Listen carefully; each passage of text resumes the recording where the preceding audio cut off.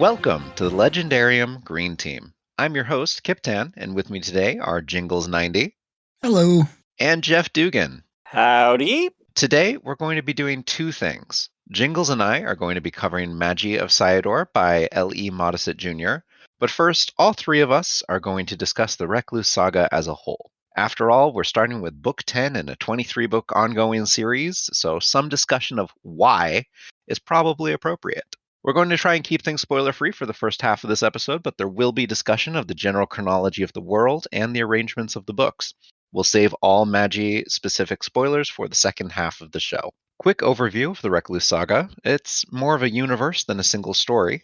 The books span about 2,000 years of history, spread across multiple large islands, of which the titular recluse is one. The saga is mostly written in two-book pairs, and only a handful of characters appear in more than 3 books.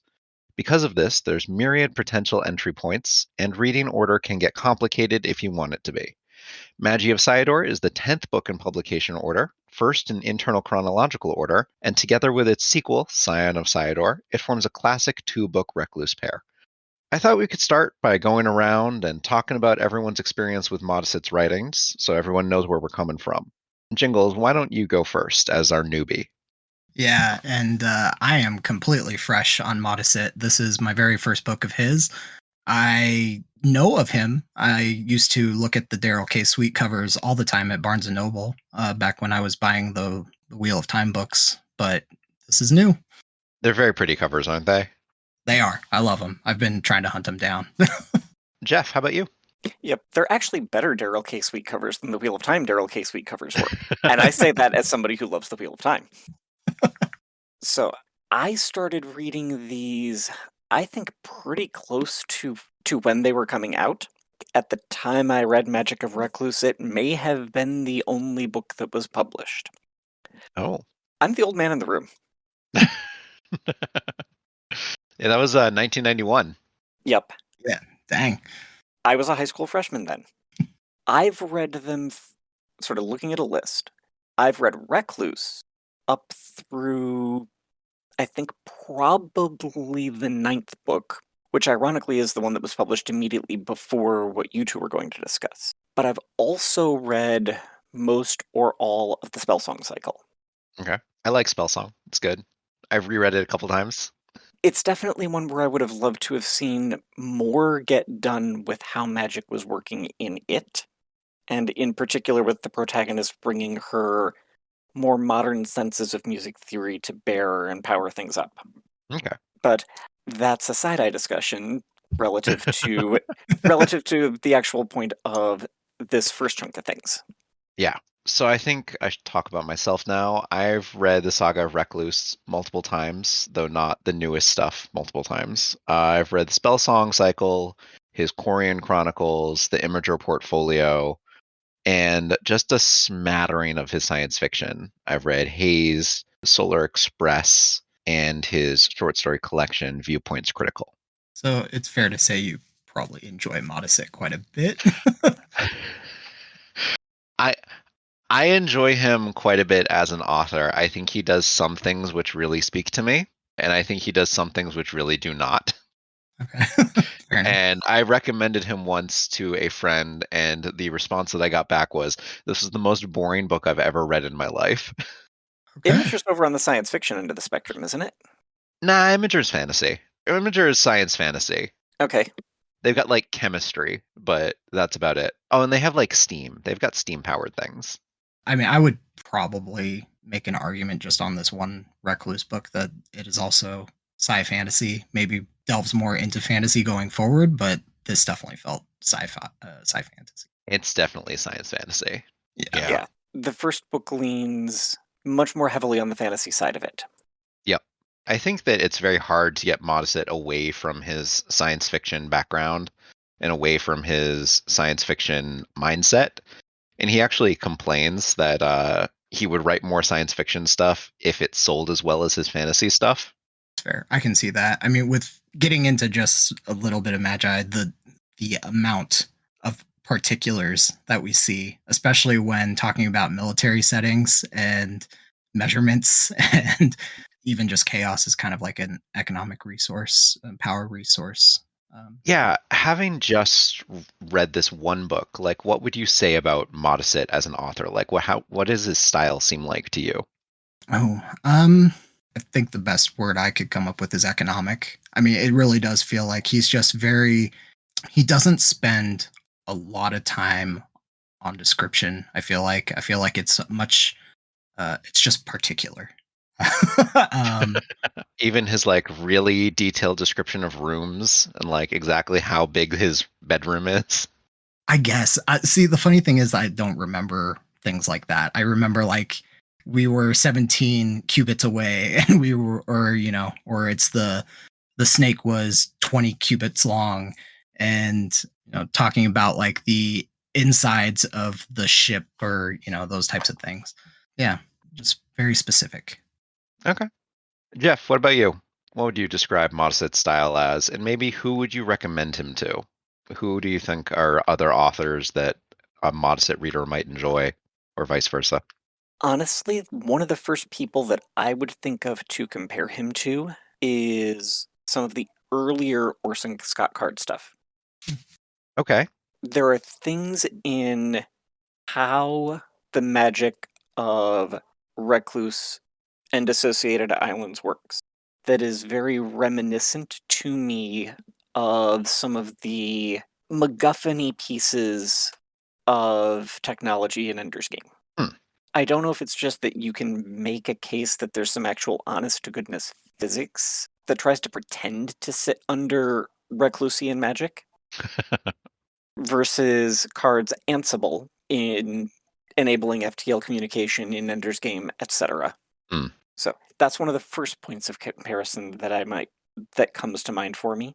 But oddly, the other point of comparison that occurs is Robert Jordan, and in particular through not the part of the Wheel of Time that is frequently referred to as the slog, but maybe that stretch of wheel from about Shadow Rising through Path of Daggers. Okay. There's less action in Recluse, but it's probably an inevitable comparison given that they were coming out pretty much in parallel with each other. Yeah, I mean, I think even so far as going to the art style, it's all just associated. I don't think you can really step away from that. Yeah. There's definitely a similar focus on like this is the era of horse cavalry Yep. and military tactics in your science fiction, and I do enjoy that. Recluse is full of characters who end up one way or another commanding some amount of military forces, Whether they want to or not. whether they want to or not. And it's not just Recluse. The Quarian Chronicles does this. The Imager series does this. Even the heroine in the spell song. Yep, even the heroine in Spellsong. Modesitt, in my mind, is definitely in military fantasy as a subgenre. Not always, but that's definitely in his wheelhouse, and it shows. Yeah. That definitely works with my favorite of the ones I've read. For this book, obviously, in particular, for me, I was trying to think of what it reminded me of, because it did remind me of something, and I kind of want to say it's like Farewell to Arms. Like, it's the very much like, here is the time where we're battling, and then here's the slow times in between, and it carries on that kind of plot progression, Yep. which is very reminiscent of like a realist military genre. You also really hit on one of my favorite things about Modesitt is that he does try and make the economy of his worlds work. And you you develop this sense of how much you can buy with the currency in his world and what like Yeah. various goods and services will cost you, and how that relates to his protagonist like pay scale or economic opportunity or advantage or standard of living or where he came from in life, what was his station. And it is generally a he, but not always. And I like Spellsong is entirely female protagonists, Okay. which I enjoyed. The main character of Spellsong is a female music professor from Ames, Iowa. Oh, okay. I didn't realize it was interesting. who gets transported into a magical world real fast. A portal fantasy. Yay. Yeah, yeah, absolutely. Yeah, Although maybe a little less portal than some others in that the portal is the MacGuffin. Right. And with a lot of other classic portal fantasies, the finding the portal or the trying to get home is a big thing. I'd say sometimes, but I'd say a very strong subset of portal fantasy is no, the portal appears once, it brings you there, and it does not appear again to bring you back. Okay. I'd say that that's pretty firmly established in the genre. But let's move on a little bit. We've got a question from Dusty Strings. Is it a good entry point for Modesitt? And then Kieran asked, who chose this entry point? I think we can answer both of those. I will start. I chose this entry point in consultation with the other two lovely podcasters on, but definitely my call. And I think that the chronological start works in this case, and it avoids some of the worst pitfalls of the publication start of Recluce in its very first book. I think my input for this one's going to be very short, but I didn't mind it as an entry point. I think there was a lot of baggage coming in knowing that it was part of a 20-book series. So I was just waiting for, like, the other foot to drop, I guess. Like, where does this start connecting to everything else going forward? I wasn't really buying into that. You could read this alone. And it worked for me. I think there's plenty of questions I still have, but I don't know, especially like how the magic system works. But overall, I didn't find myself lost or confused. So I think that means it's a good starting point. Okay. On my end, I've just been swamped primarily with things connected to my kids over the last couple of months. I didn't manage to get sufficiently far into this particular book to evaluate it as an entry point for Recluce or Modesitt either. Of what of his I have read, I think Recluce is a better entry point than Spellsong, in that some of this might be my age showing because it was a more familiar style of things in comparison to what was generally around and in Wheelhouse. Kip and I were talking off recording just a little bit before we started, because in spite of some of the potential drawbacks of the point of view character for the first book, I think that the Magic of Recluce does a better job of onboarding for what the magic system is and how it works. I can absolutely see that point of view. I think perhaps it spends a little bit too much time on it, honestly. And a lot of people are just turned off by the protagonist. They call him whiny. And I'm not disputing that. Nope. Yeah, I'm not disputing that Lyris can be a bit of a whiner, which is actually, I think, why the Magic Engineer and the Order War are my favorite duology of them. The Magic Engineer and Order War aren't a duology. Not really. Opposite sides of the same conflict, if I remember right. Not the Order War. No, you're thinking of the White Order. Okay. Yeah, you're thinking of the White Order and Colors of Chaos, which are a duology, which is opposite to the Magic Engineer. I'm very interested to find out what all this means. And that is my favorite trio of Recluse books. I will say that combination of three. Yeah, Jingles, kind of like Kip said at the beginning, most but not all of the Recluse books, especially once you get to about book 5 or so. Okay, looking, it looks like he starts the pattern up with 6. Are written in consecutive pairs. Okay.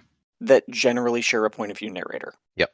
Sometimes characters from other books will be principal supporting cast. Oh. So, for example, or like the antagonist side. Yeah. Where you'll see like a little bit like from the big bad of the series, and then in this instance, some books expand some people who are close to that big bad. Okay, interesting.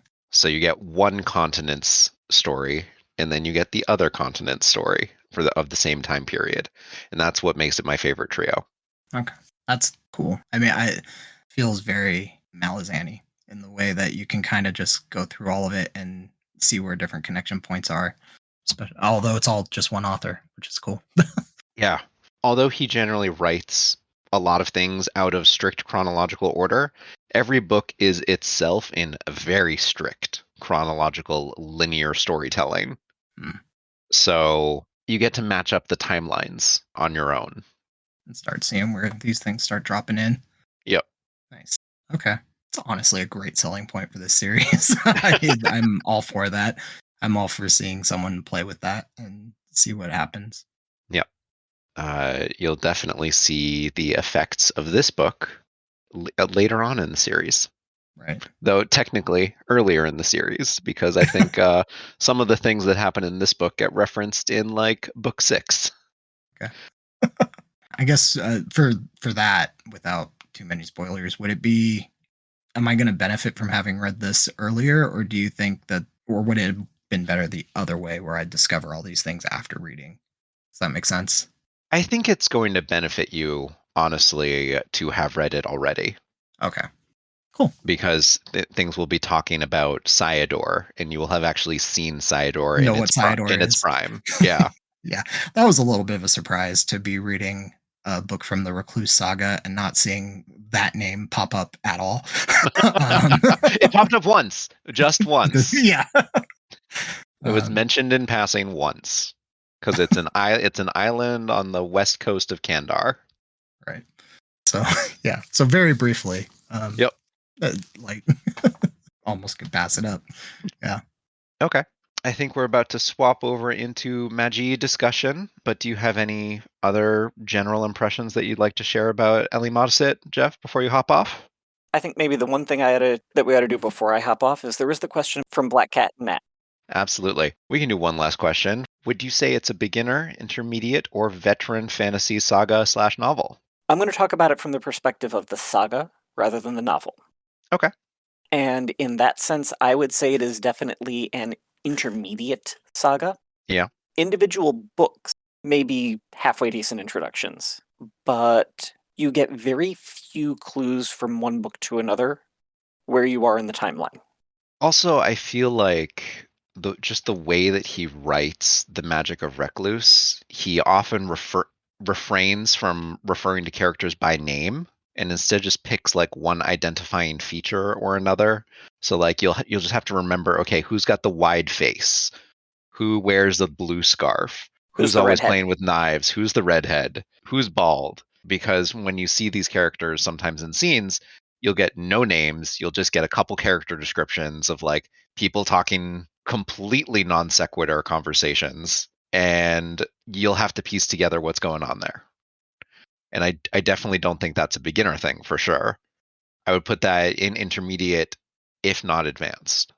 But I will say that you can ignore most of that stuff, catch it on the reread if you need to, and generally have a fine time with this linear storytelling of an intermediate plot for me. Particularly because, for the magic of Recluce itself, the protagonist is a, yes, whiny, somewhat rebellious, Young boy going out on an adventure. somewhat rebellious, at least relative to the social norms he's been raised in, about 17 or 18-year-old kid. Yep. Who, over the course of it, actually learns how to woodwork.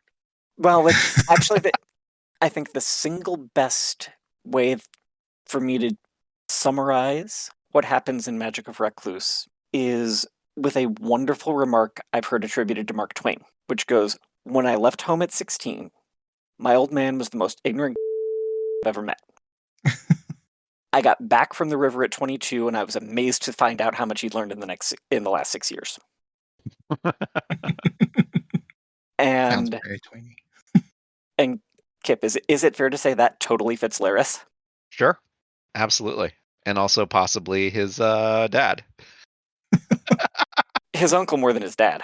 Also his dad, though. His uncle was already pretty good. Actually, which uncle are we talking about? Because he's got two, right? I was thinking of. Okay, because he's also got his woodworking uncle. Yeah. No, like I said, I was thinking of. Okay. Well, we'll bleep that. No, I understand why, but it. We got 2 bleeps out of Jeff already. Okay. No, just one long one.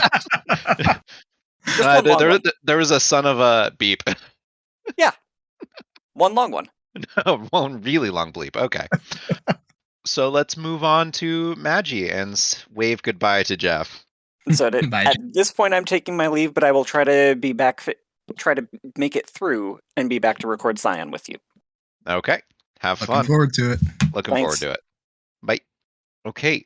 Now that it's just us two, let's go over general impressions of Magi'i before we get into spoiler section. What do you think about it? First time reader, first time Modesitt? Yeah, and I gotta say, I enjoyed it. I wasn't sure 100% what to expect.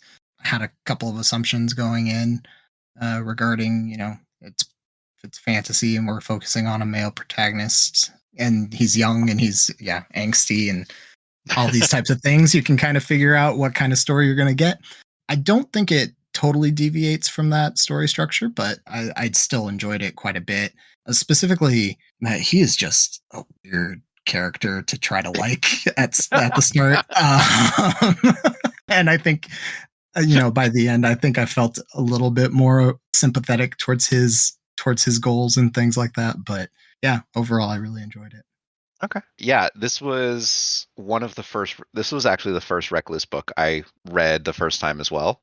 Oh, interesting. Okay. And I was like, what is this? I need more. Because I saw the mixture of science fiction and fantasy, and especially with some of the early epigraphs, we'll get into that later. But Yeah. I was like, there's definitely secrets here to unlock, and I was hooked. I definitely, at the end of this book, you can kind of see that it's trying to lead into a second one, right? It Yeah.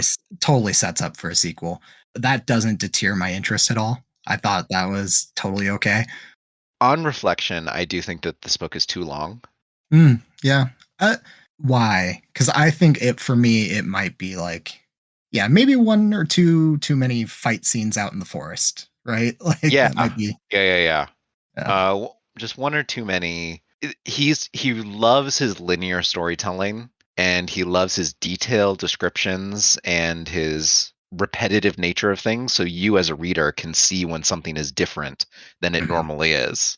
And that's great because you and Lauren as a character are really understanding things at about the same pace, but it means that one or too many times you watch nothing happen. Right. Yeah. You watch, how many times are you trying to, you're watching him just turn his face and try to avoid being seen by the mirror, Yeah. or yeah.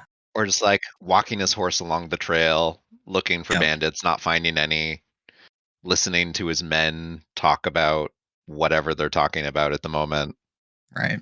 There's kind of something to that repetition too, though, in that I think it kind of carries that military aspect a little bit more into the realistic realm, right? I do like that our character is good at eavesdropping, Mhm. and that the people that he eavesdrops on are not necessarily like high and mighty people having important conversations that he's picking up. No, it's just like the men complaining about how cold it is or how officers don't listen to them. Yeah. Maybe gaining a little bit more of a humanist angle than he Yeah. had before. Um, I feel like at this point we're going to drop into spoiler territory for the book. So, do you have a rating, an overall rating for this book? yeah, I think at the time I gave it 4 stars. I think I'd rank it probably more around 3.5 for me, which is for me pretty high. I'd rank it also about like 3.5, 3.75, somewhere around there. Yeah. I do think the sequel is stronger. So we've Okay. got that to look forward to. Yeah, I'm looking forward to that primarily because it's actually like we're actually going to see all this culminate a little bit, Yeah, right? exactly. Whereas this one, it kind of anticlimactic. It's a little anticlimactic It's definitely the way it like, ends. oh, book 1 of 2 is done. Yeah. Yeah. We're ending on a transfer. That's what we're ending on. That is what we're ending on. Yeah. Okay. Let's go into full spoiler talk. And now let's go back to the beginning of the book and empathizing with Lorne as a character. Yeah. What was the first thing he did that was like, oh, this is different? Um, he beat a guy's knuckles in a hockey game. That's what he did. I think I was. Uh, I think at that point, that wasn't really the one that got me. I think the first time, mostly because I was still not 100% sure who I was supposed to really be following because I hadn't read up too much. I think you had mentioned the name Lauren once to me or a couple times. So once I realized that's who it was, I was like, oh, he plays dirty. Okay. And then we'd get like even smaller things, like he'd be sitting at dinner with his family and he'd be sneaking bread underneath the table And it was like, okay, so he's a rule breaker. And then he murders a guy to save this girl he finds attractive. Yeah. So, yeah, the escalation of these things is just kind of wild to me. And he thinks about murdering the father of the man that his sister is being pressured to marry. Yeah, the consort's father. Yeah, Carl Elf. He's like, if I have one regret is that I didn't murder this guy when I had the chance. Yeah, it would have been the right call. Because my sis, what was it? He has so much. Because that's the other weird end of this, right? Is he does have sympathy and empathy for people. He loves his sister. Yep. He I think begrudgingly loves his parents. Like the family unit is still kind of tied a little bit, but it's not. They've got all those rules. Yep. And then he loves Ryalf. Yep, Ryalf. Yeah, he just doesn't like the rules too much, which is kind of funny because he goes to a place where there's a lot of rules and he breaks all of them. He doesn't follow a single dang one. What's the one that you were like, wait, you're doing this? What was the most egregious rule that he broke? Oh, man. What was it? Murdering Major Marin? So actually, my quote's from right. My quote, my favorite quote of the book is actually right before the chapter where he murders Marin, because it's wild. Like, I do love how Modesitt just gets right into his mind and is just like, hold on, let me find it. See here. Turning from one's dreams is a greater death than failing to reach them, a far worse death that he has already seen in others, for one experiences it each day anew. And that's the thing he's thinking when he decides that he's going to murder his superior. And just like, what a wild thing to think. Like, oh, yeah, this is going to be the only way I can achieve happiness and achieve my dreams. It is wild that he gets away with it. Yeah, that's the other thing, too. These two people actively walk away from a group of military men together. One of them comes back, and then they assume the other one got killed by a monster or who knows what. Yep. So that was actually something that I brought up on the Discord, was a lot of the ways that Modesitt treats Lorne. He feels very much like an objectivist character, and I'm working very much on an amateur armchair scale here. But as far as I know, like, objectivism has like one basic tenet is you have the right to pursue your own happiness in any way that you see fit. And it feels like very much like Lorne is kind of a person who follows through on all of those things, right? Yeah. His goals are always to achieve betterment for him. And not even, I don't even know if I'd call him malicious. It's like, that's what I got to do. So I'm going to do it. He pursues a very active form of self-defense. Yeah, absolutely. I will say that is something that's fairly common among Modesitt's protagonists. Okay. But I will also say that Lorne is probably one of the sneakiest of them. Yeah. All right. He is very sneaky. He gets away with a lot. He's very sneaky, and it does all start back at the knuckle breaking and the sneaking of the bread. Yeah. It shows that he loves to play those psychological games, and his little brother loves to call him out on it, but never actually be able to beat him at it. Yep. And it'll range as far as it needs to. Yeah. So yeah. Speaking of being sneaky, did you like his secret romance? I mean, it was kind of meh to me. Meh. Yeah, I don't know. Their romance is a very central part of this book, right? But for me, yep. I don't know if I don't think saying bought into it is the right phrasing, but it was just kind of there. It didn't move you with passion? No. No. Not really. No, it doesn't do that. Absolutely not moved by this. Yeah. No. It's like, I mean, I can appreciate a couple who are choosing to look out for each other and find ways to better each other's situations, right? Like, that's a very, very nice thing. Questionable how it gets done sometimes, but I did like the class play on it. It was like, oh, she's a merchant, and how do you help a merchant? You go talk to the people who she's going to sell to and start trying to find things that are unique for her. I did it. It's very practical, right? But it's a good way to have a relationship work, I think, especially in the way that this world is structured and set up.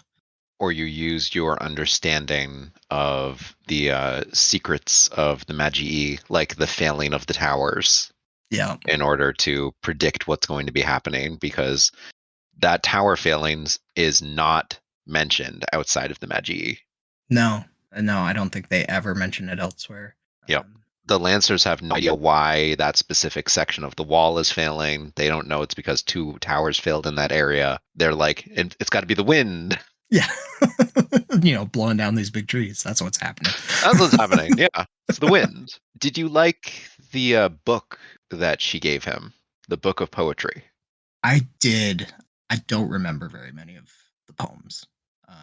I actually mean, feel like those are things I need to maybe go back to. do you remember Pears and Praise? Mm-mm. Okay. That's probably the one that sticks with me the most, and it's about like deferred goals and long-term plans and maybe not being around to enjoy the fruits of your labors. Oh, interesting. Okay. Yeah, I missed that. Or I didn't miss it, but I don't remember it very well. When was this in the book that he read it? I want to say it's in the last quarter of the book somewhere. Okay. And that would make sense. I think we're wrapping up a lot of things at that point. Yeah. And we do see him kind of turn towards an acceptance that he's not the only person who has to live by his actions anymore. Yeah. Though he always looks out for his men. He always has a pretty Yes. strong feeling of duty to them. Yeah. Do you think that's a personal connection, or because I was getting more the impression it was, You think it's like practical? well, no, I don't think it's practical. I think it's honestly a little bit more a form of rebellion because he understands why these people are dying all the time is because the military is so specific in the way they want the Lancers to act and formations that they're supposed to be using. And he just like, well, no, this doesn't work. I see far more efficient ways to do this. Yeah, I want to And use myself as bait. yeah, and it's also like it's going to keep me. It's actually going to keep me alive because I'm not wasting people all the time, Yep. right? I guess that is a personal connection on some level. But So yeah, I did ask us each to choose our own favorite example of in-universe text, which is another Modesitt standard. He'll often have quotations from texts that are either in-universe, either like library books, or sometimes just their own journals, sometimes other people's letters, sometimes musical notations. You went through yours, right? Yep. Mine was the epigraph to chapter 8, which is the maintenance manual for the towers. Yeah. And that's the one where you're first like, oh, this is science fiction all over. Yep. What is this about an isotemporal isochronic barrier of 900 nanoseconds? Words that really fit into a fantasy setting. What macular degeneration around the towers? What? Yeah. That is a great, especially for someone who was super fresh into this series. Reading that, I was like, oh, okay, I'm starting to understand what this series is a little bit. Yeah, that's where you start to understand that, like, when you go back to that on a reread, that's where you start to understand that the rational stars that the original founders and the builders of Cyador came from, it was not like the world of Recluce itself. Right. Different rules apply, and they can't make any new mirror towers, but the old ones are still functioning as designed, and they will for the quote lifetime of a mirror ship. However long that is. We place it, what is it? They're all just starting to fail now, right? So we're a couple They are. thousand years into this? A few hundred years after 200? the fall. Okay.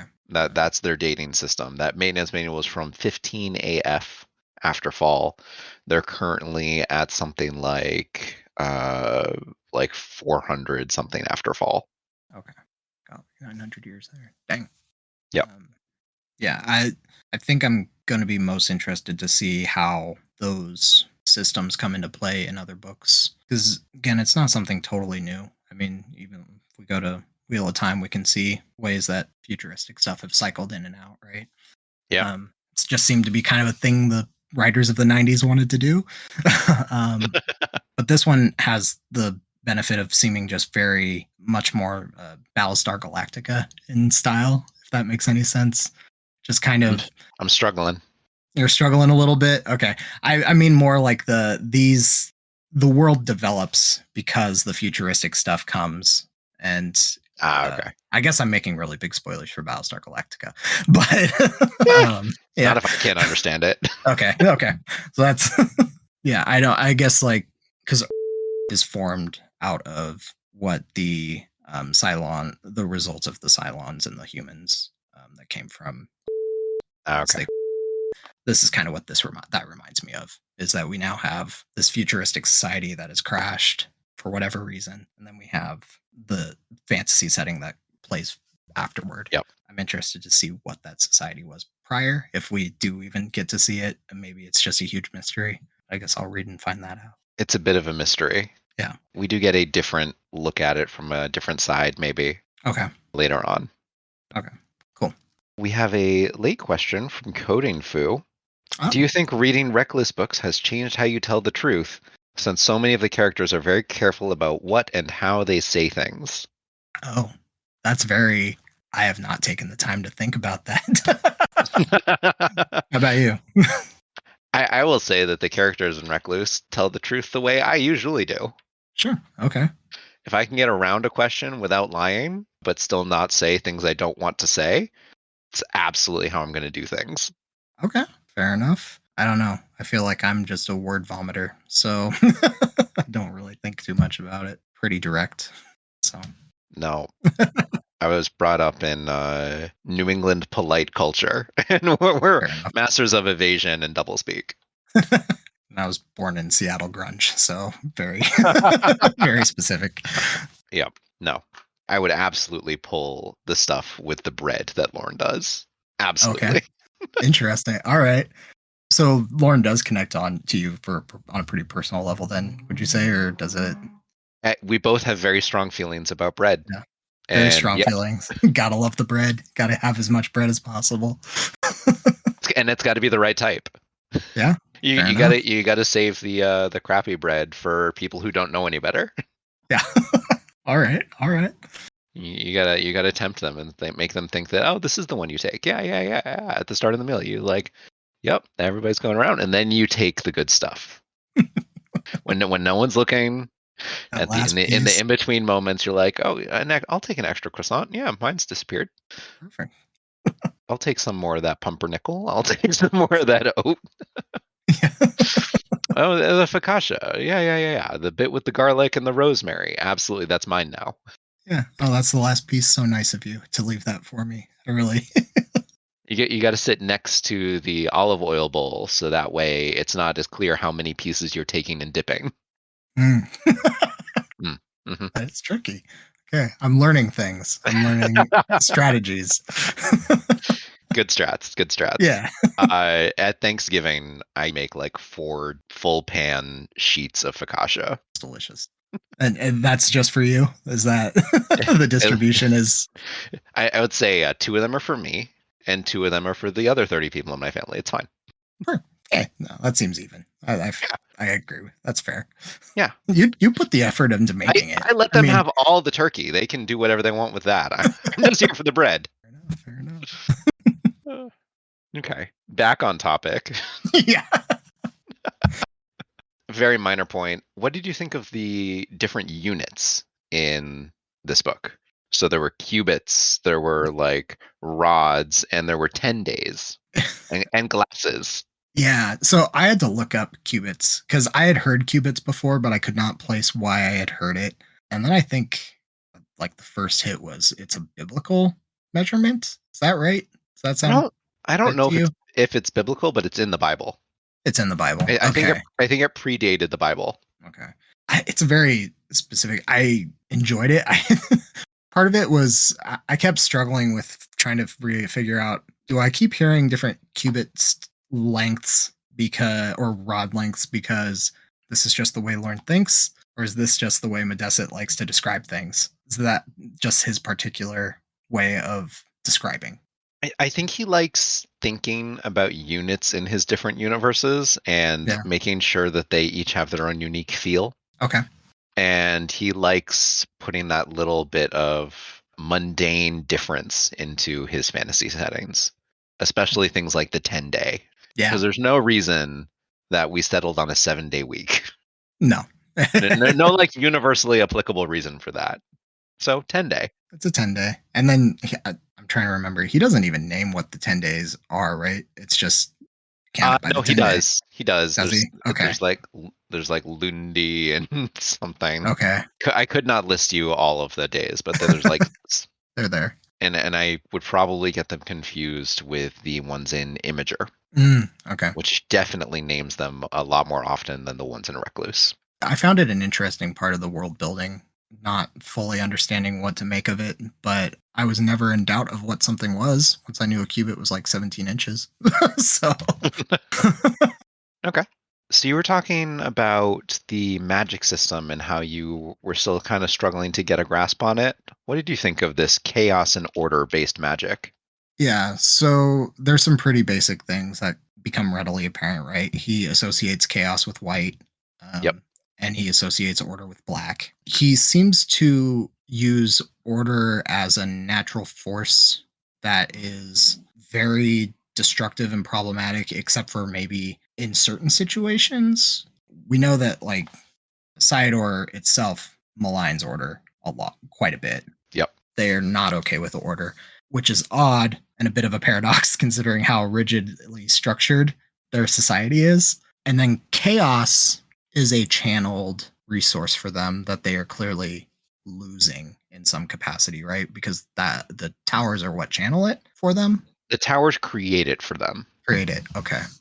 So I have all the pieces. I don't, and I can tell you how they work within Cyador. I don't know what the exact relationship in like trying to keep the balance between the two is throughout the rest of the series. Okay. So the healers use order and they dress in black, but interestingly, they don't have nearly as high a station in the caste system of Cyador. Like they're only allowed to be unmarried healers if they're senior. Right. They're only allowed to have their own dwellings if they have a large amount of money, I think. And his sister Jeriel has to gamble for it, but his sister Miriam has to marry a magus for it, just to continue to have a place in society at the level of lifestyle that she was used to.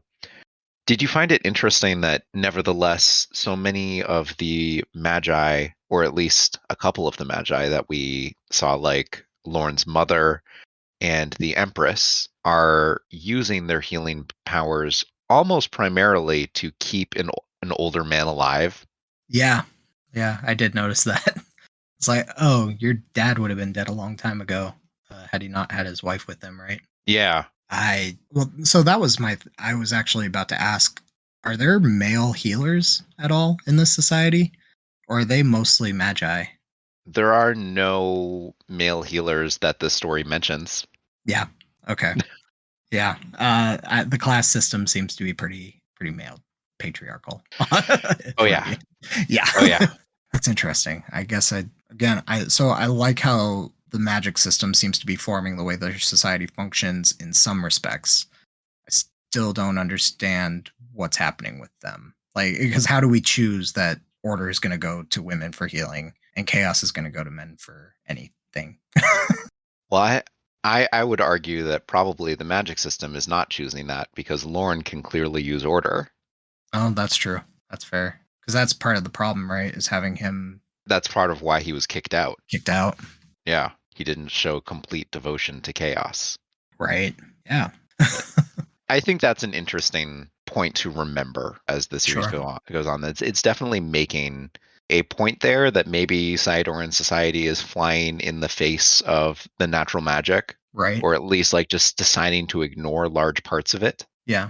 That actually comes to my to the weird way that the forest is treated.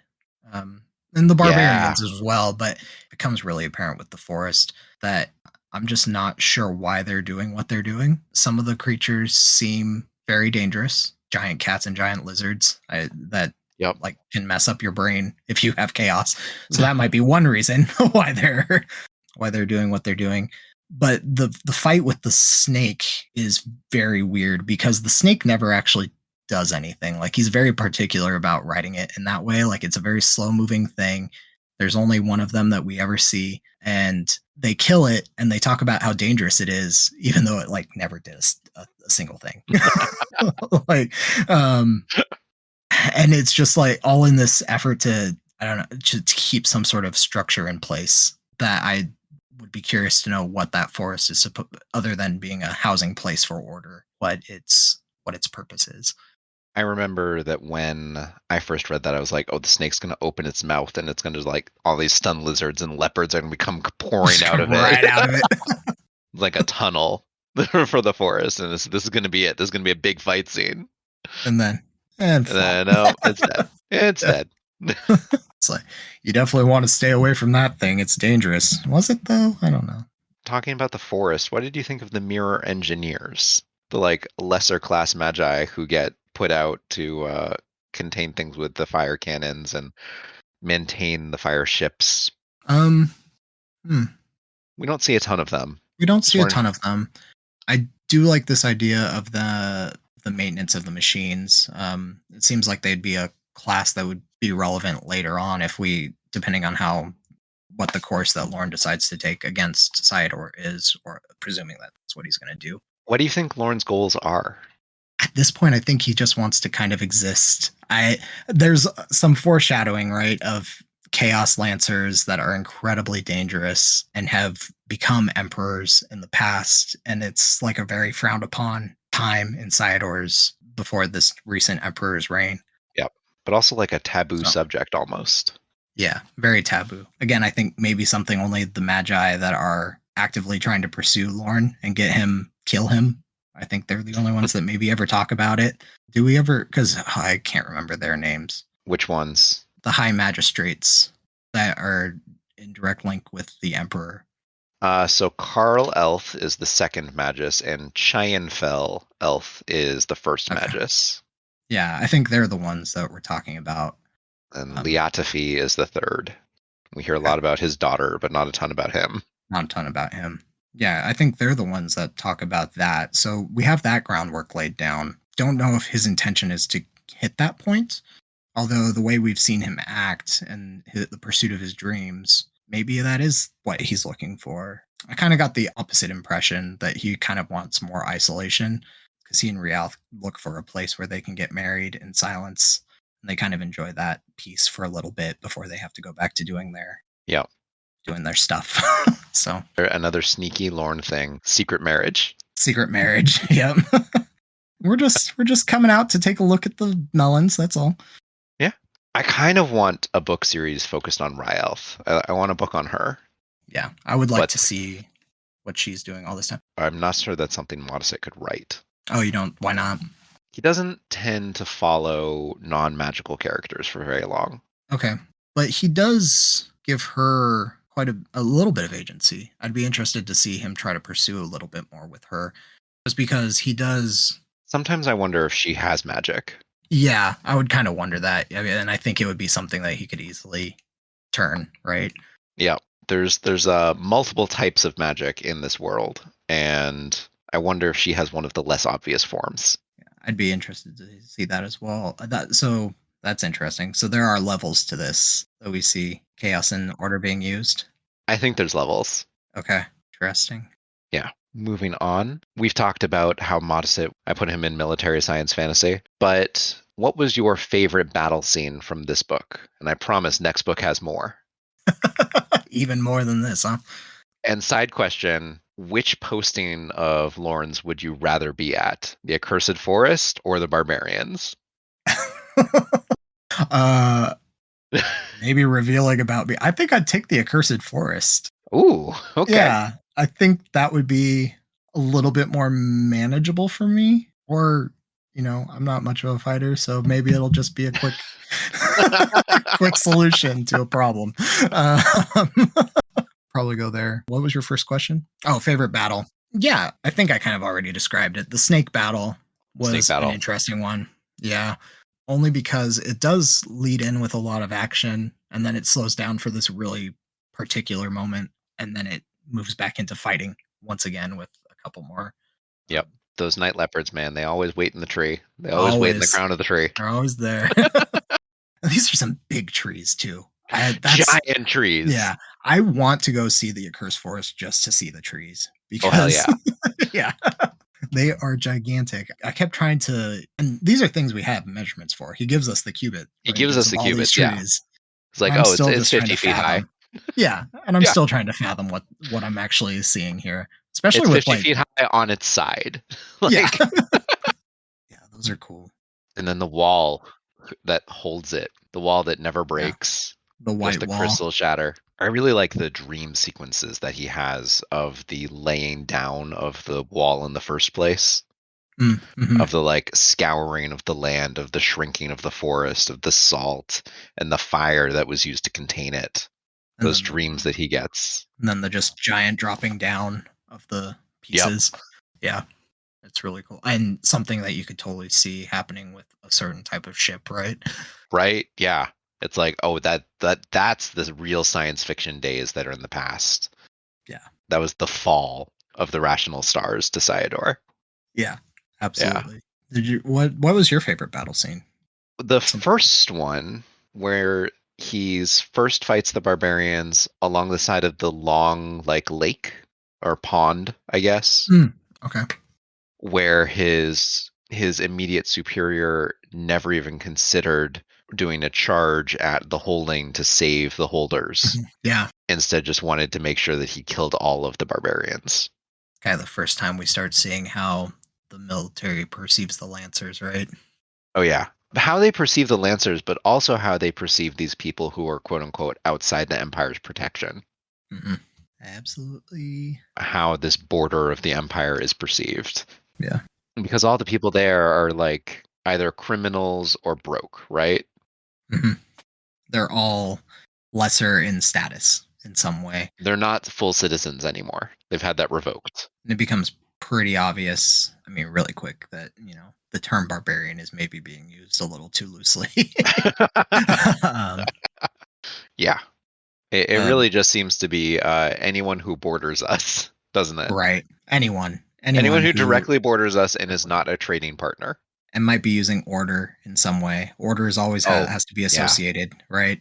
It's always present in the things that we find to be evil. And there's the fun idea of like ferric poisoning, though we haven't really seen much of that yet. But the idea that just like touching iron will hurt a Magi'i or even a Mirror Lancer. Yeah. Yeah. So that's what we do get the name. What's the type of metal that they're using for channeling the chaos? Cupridium, right? Fun fantasy metal.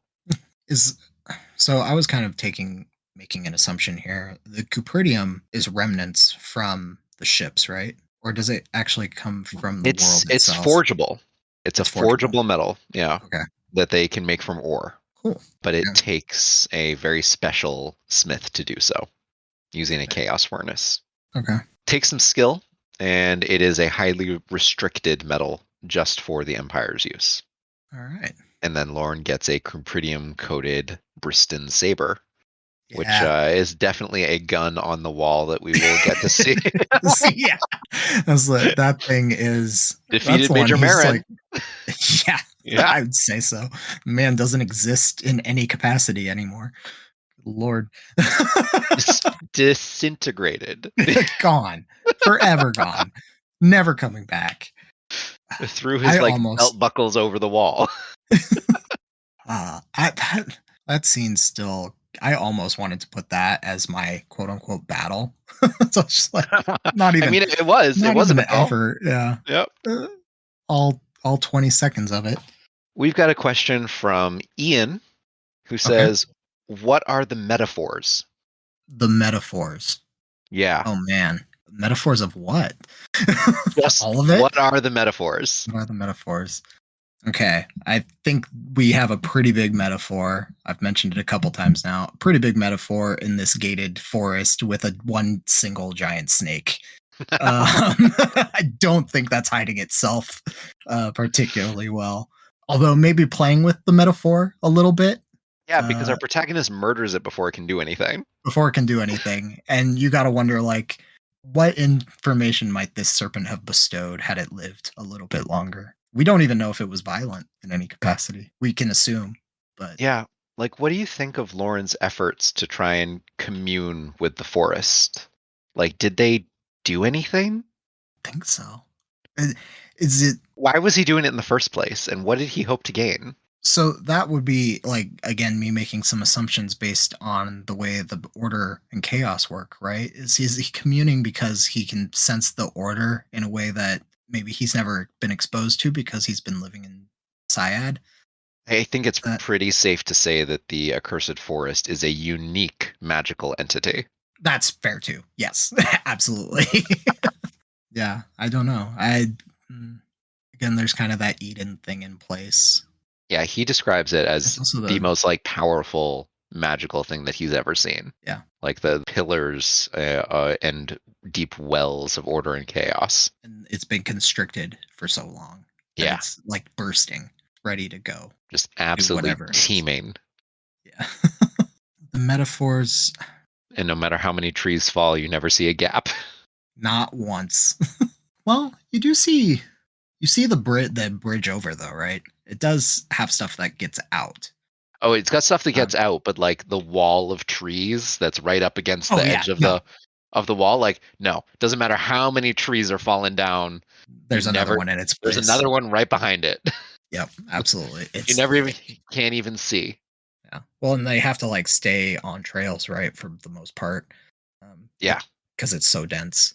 Um, They've got like two trails. They've got one trail that's close to the wall, one trail that's further away from the further away wall, and then they string out between the two between the two, because it's all salted earth and they have to watch for seeds and little growths. right? Make sure nothing gets overwhelmed. Yeah. Which And is an interesting idea to put in your head. Just these long walks of over like foggy ground scanning for little saplings which very grow into full trees within a matter of days. right. Cool idea. What a job! What a redundant job, Yeah. and never actually fully understanding. You have a very religious, non. I don't know. I'm trying to think how to phrase this. Um, This world doesn't really fit with religion, does it? Exactly. no, yeah, it's that's not the right word for it. But there's a deep rigidity and dogmatism to it still, Yeah, and kind of the absolutely. way that Empire worship. yeah, that'd be the right way to do it. Say it. And whatever the empire says is good for you. So you will go out and you will just pick seeds from a garden that's blocked off. And you will not trust order in any capacity, even though you're following our orders. And you won't question why there's no river that leads into or out of this forest. No. So what is letting this stuff grow? Where's the food? It's also salted earth. You're right. Yep. There's no nutrients. What Well, is this? it's salted earth on the outside, not on the inside. Oh, yeah. Yeah. Yeah. What is this forest that defies everything you thought you knew of nature? Yeah. It's cursed. That's what it is. It's cursed. It's cursed. You don't need to know It's more the than name. that. It's above your It's pay grade. very yeah. We put it in the name for you so you don't have to think. The Magi'i have a plan, and don't ask what it is.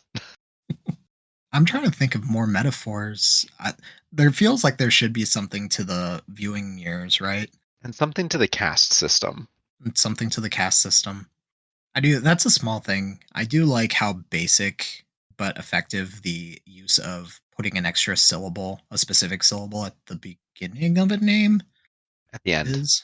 At the end of a name. Yep. At the end of a name is to specify class. It's super simple. And then the Emperor gets all three. Toziel, Mhm. Elf, Alt, Mur. Did you like the Emperor? Did you like his sections? Mm, I think they kind of just passed me by, honestly. Okay. What do you think about them? Are they? I'll be honest. When it wasn't Lorne, it was kind of a. I don't know why, but I just kind of checked out, and I'd have to reread sometimes. I wasn't sure why that was. It was very odd. I think the very last section by the Emperor with his consort is like, okay, you had to do this in order to get Chianfel's plan about the accursed forest through. You had to be against it at the start, and you had to waffle and dither and make them say all of these things and get all of their objections out and their finagling out. And now maybe Chianfel can do it without having problems. Right. Maybe it'll work out this time. Maybe it will go through a little bit smoother now because everyone already had all the drama beforehand, and now everyone's just tired of the decision making. Right. I did kind of like that, but getting there was like, why is this taking forever? Why is this? Yeah, and they're very brief, right? They're very brief moments. They're relatively fast, yeah. Yeah. Yeah, they're a couple pages done. A little bit of indication of where the plot's headed, and then we Yep. And everybody trying to figure out who did this saber, who killed this person, and we're all like, we know. We know, but we're gonna make you think it through. I did like the deduction that was coming, watching the Empire actually use its resources to deduce where this person was.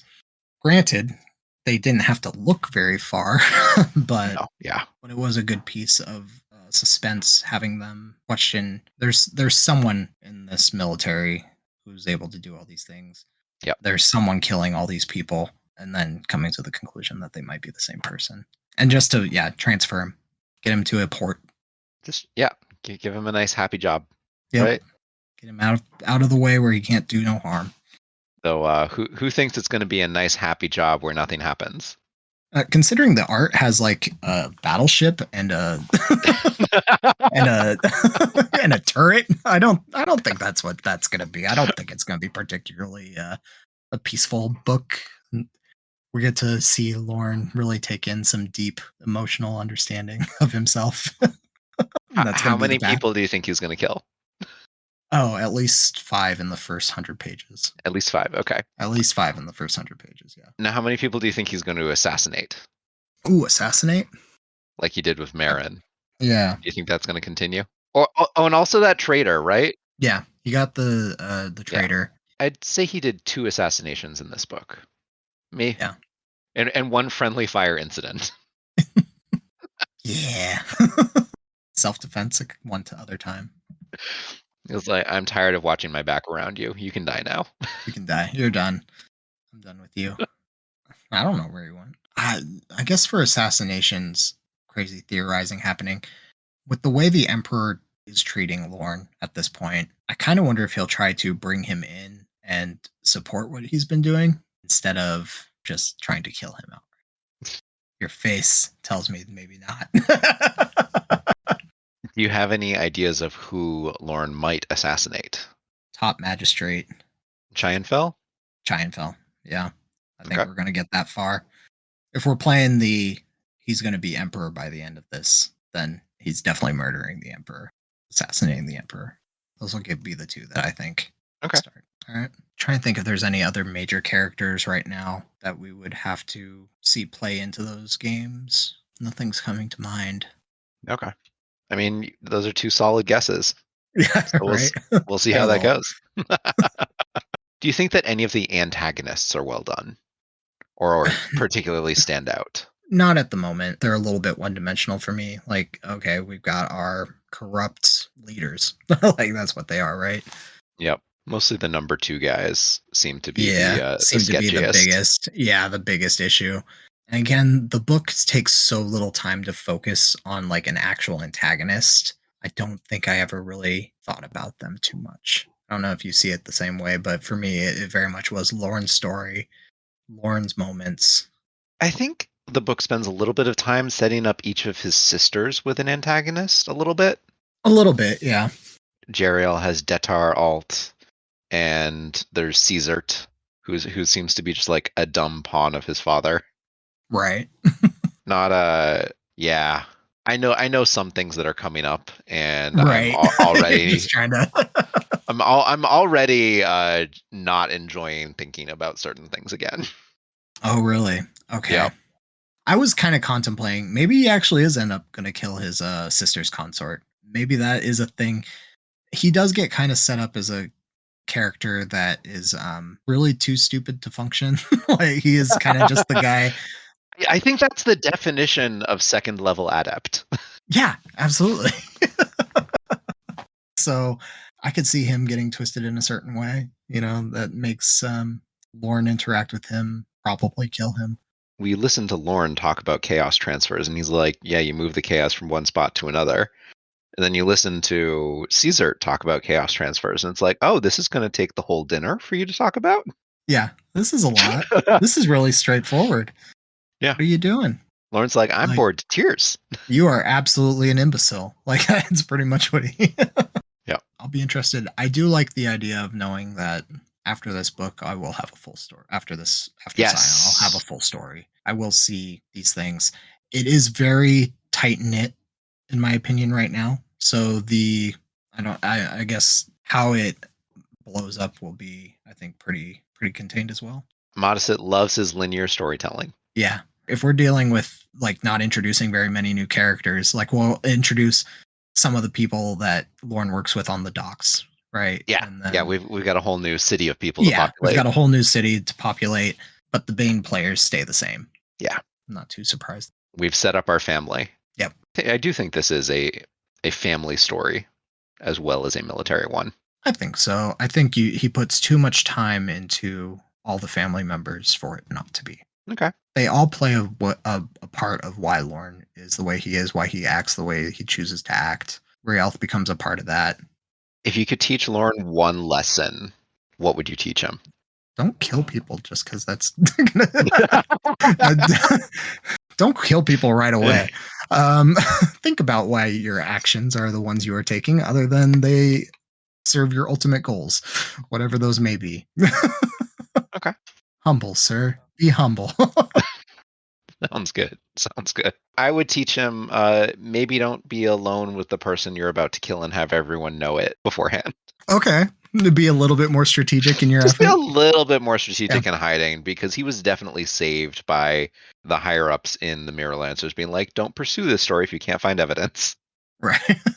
I don't know, maybe call in a truth reader. You seem to have so many of them. Have someone ask him point blank, did you murder Major Marin? Yeah. Yeah, the truth readers are an interesting part of this. You got to be very specific.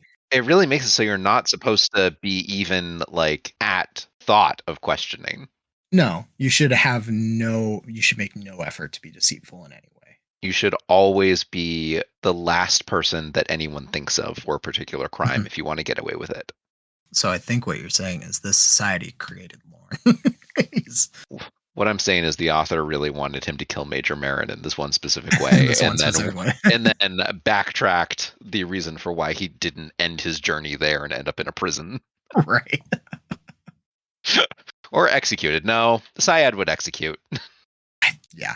I haven't seen any sight or sound of a prison system. I think they're ready to... I mean, that's who forms the holders, right? Or the people who work in the mines. I gotta wonder where a lot of those barbarians come from too, right?